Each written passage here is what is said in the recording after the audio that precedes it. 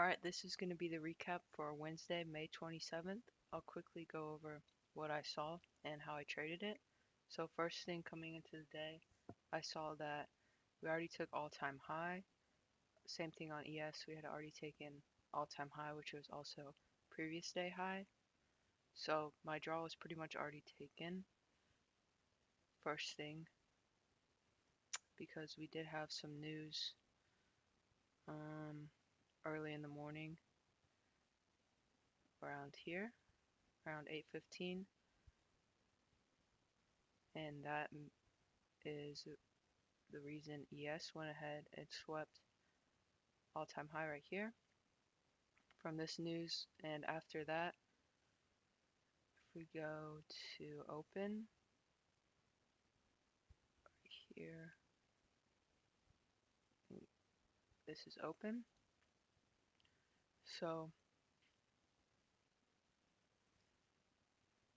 pretty much my idea for the day is we either trade lower open into this 1 hour gap or this 1 hour gap here and just get a continuation back to all-time highs, or we just continue lower and go ahead and rebalance this 4-hour range here. On top of that, we also had these equal lows on ES inside of this new week opening gap after sweeping out all-time high. So those were the two scenarios for the day. Either rebalance the 1 hour range or rebalance the 4-hour range. And we also had this 4-hour gap down here that I was looking at. So from there we had open right here, and we actually traded lower, I think, into both of these gaps here. So this 1 hour and this 1 hour.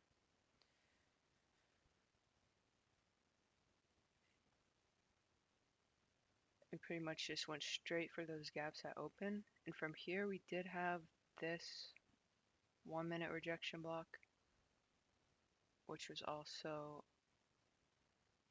off of the 1 hour OTE.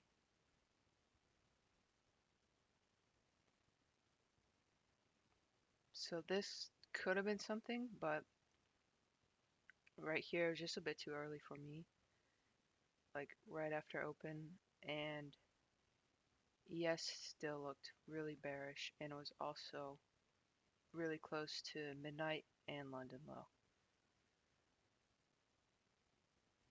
So I wasn't really sure about longing so early. And I also was still thinking that would probably come for London low right here, because as you can see, it didn't really trade into anything. It just left this new day opening gap from today. So this was kind of suspicious for me. I didn't really think this would hold. So I wanted to see this get swept, maybe trade into this new day opening gap before thinking about a long, or just come down to this 4 hour, 4 long.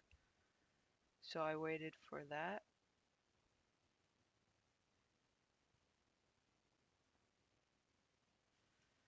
So you can see we just kept going lower. Eventually we hit this new day opening gap, but there's nothing to take out of this. So at this point, we pretty much closed past this on the 5 minute. So I was like, okay, I'm just gonna wait for 10 a.m. and see, does 10 a.m. want to open lower into this 4-hour gap, or is 10 a.m. gonna open higher somewhere around here, maybe a 5 or 15-minute gap, and then we can get a long out of that. Because at this point, we were way past this 1 hour. This 1 hour range was gone.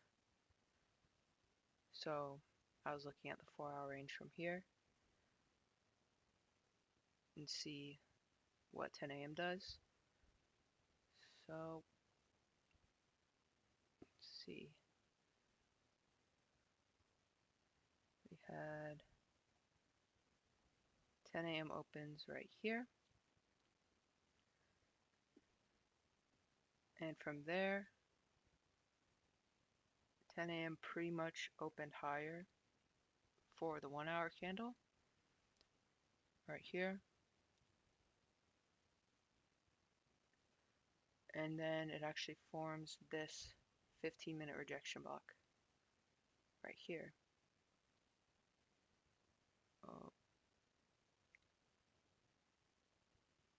So 10 a.m. opens higher into this 15-minute gap, midnight open, which we've closed past on the 1 hour.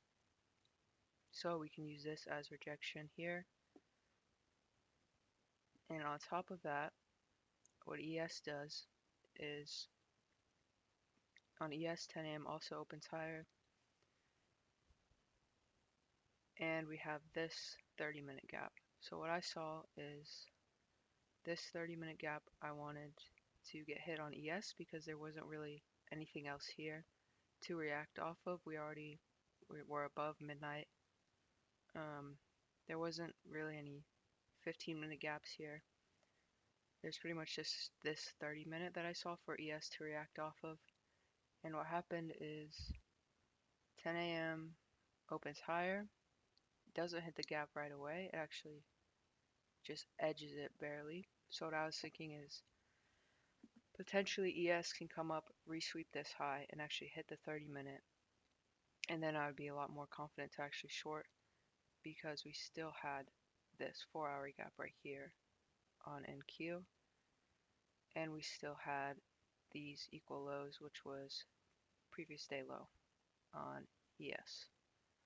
So on ES, what happens is we actually come higher and we actually hit the 30-minute gap right here, and we form an SMT with NQ. So we still had this 15-minute rejection block, and now we have an SMT. So for me, this looked really good for shorts because we had a lot of stacked confluences, right? We had 10 a.m. opens higher into 15-minute gap. We also had this 5-minute range get rebalanced perfectly. EQ at the 5-minute range, SMT. So from there,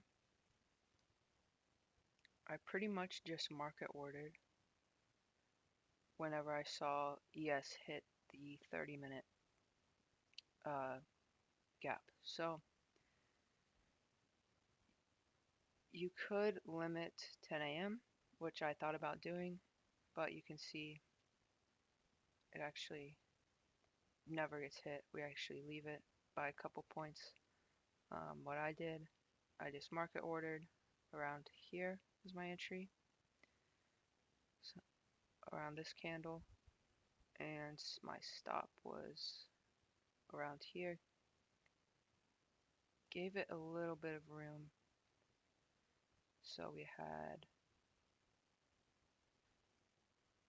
yeah, put it a little bit above OTE and the CE of this 15-minute rejection block. And my target was this 4-hour gap. And I went break even. I think when this low got swept, break even, and then actually my take profit got edged so close, but eventually that 4-hour gets hit. So that was a trade. It was about 1 to 3. Let's see.